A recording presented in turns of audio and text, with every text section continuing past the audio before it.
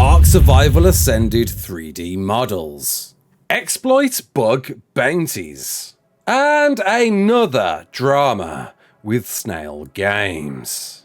You're right, kids, it's Raasclark and welcome to your regular ARK community news. Before we begin, don't forget to hit that like button, subscribe, share around, and let's get into it. So the community crunch just dropped, revealing, yes, not a bush or a rock as we were all guessing in our recent polls. They actually went one further, well, more than one further, and offered a variety of new things for us to see. First up, a mortar and pestle with what looks to be tinto berries and tomato sauce. Maybe it's a concoction ready for med brews. A cooking pot with some ingredients bubbling inside of it, hoping to see animations of what we're actually cooking in there. Is it going to bubble and froth depending on what we're cooking within that? A sleeping bag. Really love sleeping bags. In fact, it feels kind of weird to see sleeping bags changed, being quite an iconic item in ARK, but it needed to be done. An actual comfy looking thing to snuggle in. Or are you going to be able to snuggle in these? Because you can't do that with sleeping bags normally. I would like to see that. If you spawn at one, it sees you slipping out of it, all toasty and warm, ready for your next respawn. Or who knows, you might be able to sleep in these finally, as opposed to not, and they're just being a simple respawn for you. And of course, the Smithy, a great looking upgrade from the previous version, looking a bit more polished with different tools on there. In fact, some tools I've never seen before, but let's just gloss over that because there's wrenches on the first one. Let's just notch that down as an aesthetic look. In fact, Nakatus a long time ago posted a pic himself of putting the Smithy in Unreal 5 within the game, utilizing the nanite and lumen technology to certainly make it look more realistic than the Smithies we've known so far. And I think that's the key thing here. Whilst they're great, they're 3D models, they're not concept work. These are the things you're going to see in ARK Survival Ascended once it drops. Lighting will certainly make these look a lot more different to what they are looking like right now. Look forward to seeing these in the game and what more is going to be revealed. In fact, it's quite interesting that last week when we saw a tree, it was said that we wouldn't see anything for another 2 weeks and that would probably be how they would deliver things to us. But now we saw this one a week later. So who knows, we might see even more next week on little items features within ARK.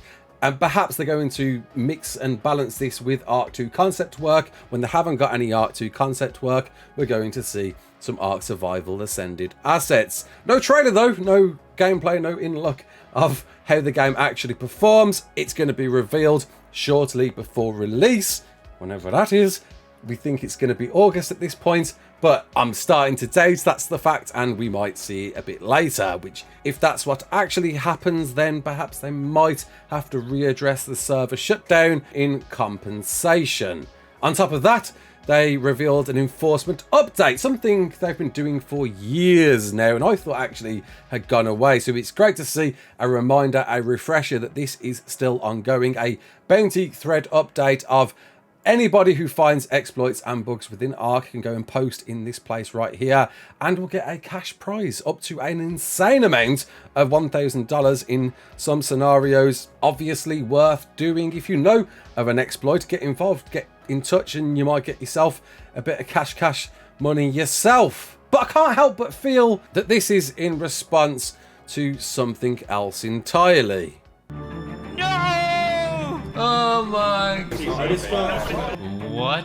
All the members of the attacking tribes are banned. This is insane! No flipping way! We're using a Fabi against them. Did you shoot him with a gun? They banned everyone! Start giving people the reason for their bans. Just don't play Conquest. This is insane that they can get away with this. So yes, recently a bunch of respected content creators, including almost 100 players, all got banned on the Conquest servers for ARK Official. And with these servers in particular, it's quite interesting that they are exclusively ran by Snail Games themselves as opposed to Wildcard. I hope I've got that right. And as a result, it's been well documented by content creators in the past like Hod Gaming, Neddy the Noodle. There seems to be something a bit not quite right on this with a certain particular tribe, namely called T-Tribe. Whilst Xfibo Hod and Shakis have all got their own videos out about this, and I'll leave links to those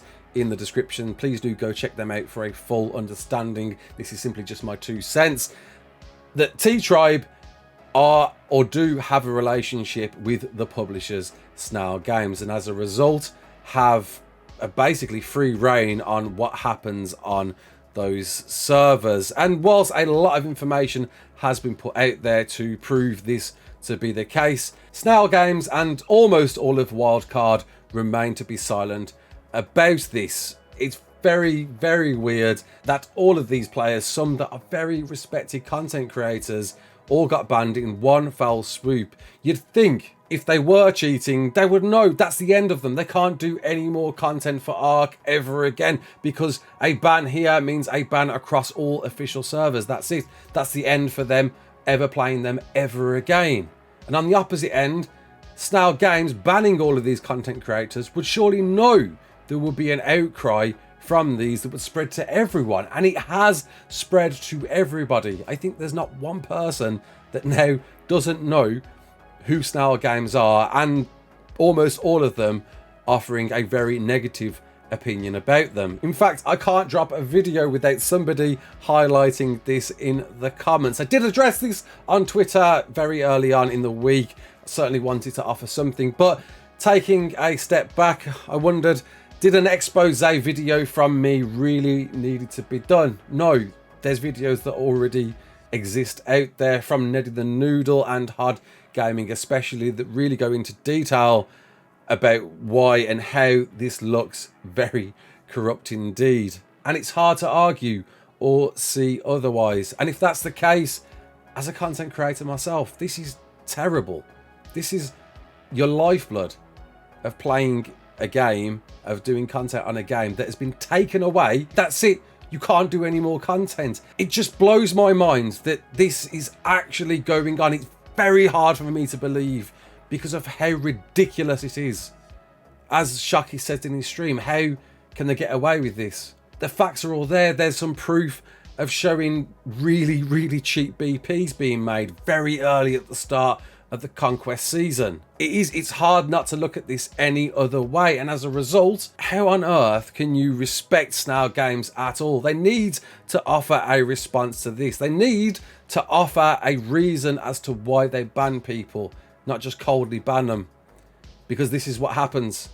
As Hod put in his video, you need to tell people why they are getting banned, because this won't go away now. This is it. Dolly, in fact, from Wildcard did reply to a message about somebody asking to free up Xfibo, that they just maintain the Conquest Classic servers, and that for any reasons to go to the Conquest Discord for traction on that. Meaning it seems they don't want to touch this with anyone's stick.